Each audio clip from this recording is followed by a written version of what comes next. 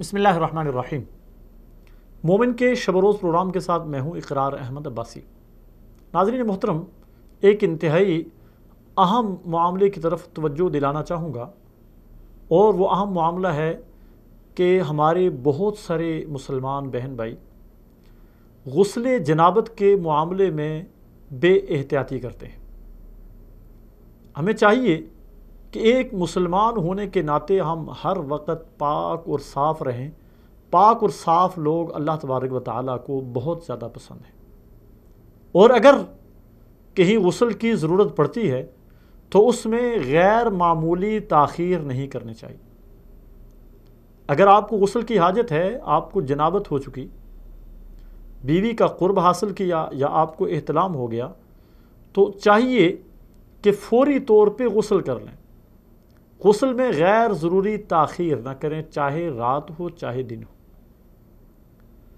بہت سارے ہمارے مسلمان بہن بھائی ہیں جن کی فجر کی نماز صرف اس لیے رہ جاتی ہے کہ غسل نہیں کیا ہوا، پانی ٹھنڈا ہے، پانی گرم ہے، اس طرح کے مسئلے مسائل معاملات۔ تو ایک مسلمان دیکھیں، ایک مسلمان ہے اور اللہ تبارک و تعالیٰ ارشاد فرماتے ہیں ان اللہ یحب التوابین و یحب المتطہرین، کہ بے شک اللہ تعالیٰ توبہ کرنے والوں کو پسند کرتا ہے اور پاک باز لوگوں کو اللہ تعالیٰ پسند کرتا ہے۔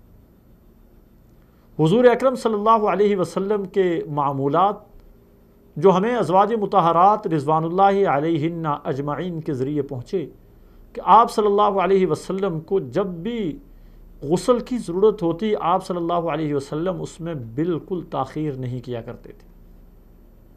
اس لیے ایک مسلمان ہونے کے ناطے جب بھی ہمیں غسل کی ضرورت پڑے اس میں تاخیر نہ کریں، اپنے جسم کو پاک کر لیں۔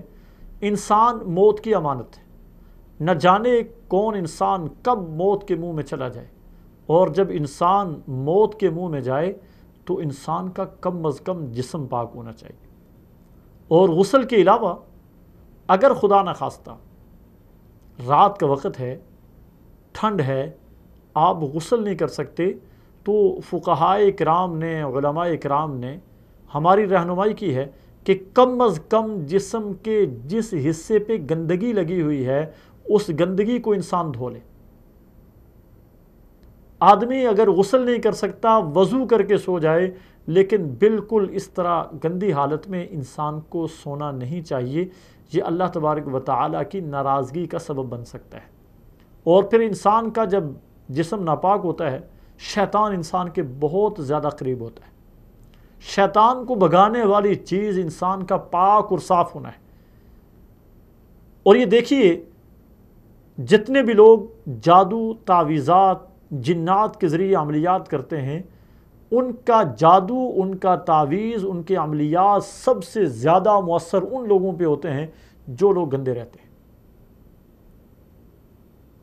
اور عورتوں پہ ان کی بیماری کے ایام میں یہ چیزیں زیادہ اٹیک کرتی ہیں۔ کیا وجہ ہے؟ کہ وہ عورتیں بیمار ہونے کی وجہ سے ناپاک ہوتی ہیں، اپنے ایام میں ہوتی ہیں، ناپاک ہوتی ہیں، ان چیزوں کا زیادہ اٹیک ہوتا ہے۔ اس لیے کوشش کیا کریں کہ غسل میں غیر ضروری تاخیر نہ کریں، اور اس کے علاوہ ہر وقت وضو میں رہیں۔ وضو ایک مستقل عبادت ہے، اور ایسی عبادت کہ آدمی اپنے آپ کو صاف کرتا ہے، خود اپنے آپ سے گندگی کو دور کرتا ہے، آدمی اپنے جسم کی صفائی حاصل کرتا ہے اور اللہ تعالیٰ اس کا ثواب دیتے ہیں۔ اور جب تک آدمی وضو میں رہتا ہے، آدمی کی عبادت لکھی جاتی ہے۔ وضو ایک عبادت ہے اور یہ لکھا جاتا ہے کہ مستقل عبادت کرنا۔ اس لیے جب بھی قضاء حاجت کے لیے جائیں تو آج کل عمومی طور پہ تقریباً میکسیمم لوگوں کو یہ سہولت حاصل ہے کہ وہ واش روم جاتے ہیں اور وہاں پہ وضو کا انتظام ہوتا ہے۔ جب بھی قضاء حاجت کے لیے جائیں، ساتھ میں فوری طور پہ وضو کر لیں، اور ایک وضو جب کر لیں تو اس کے بعد اگر نماز کا وقت آ جائے تو دوسرا وضو نہ کریں، اسی وضو کے ساتھ نماز پڑھیں۔ دوسرا وضو کرنا پانی کا ضیاع ہے۔ ہاں، ایک نماز آپ پڑھ چکے ہیں ایک وضو کے ساتھ، پھر دوسری نماز کے لیے الگ وضو کرتے ہیں، تو وضو کے اوپر وضو اس صورت میں آپ کر سکتے ہیں۔ ہمارے ہاں عمومی طور پہ ایک اور غلط فہمی پائی جاتی ہے، لوگ غسل کر کے آ جاتے ہیں، نماز کا وقت ہوتا ہے اور پھر جا کے وضو کرتے ہیں، وہ سمجھتے ہیں شاید غسل کرنے سے وضو نہیں ہوتا۔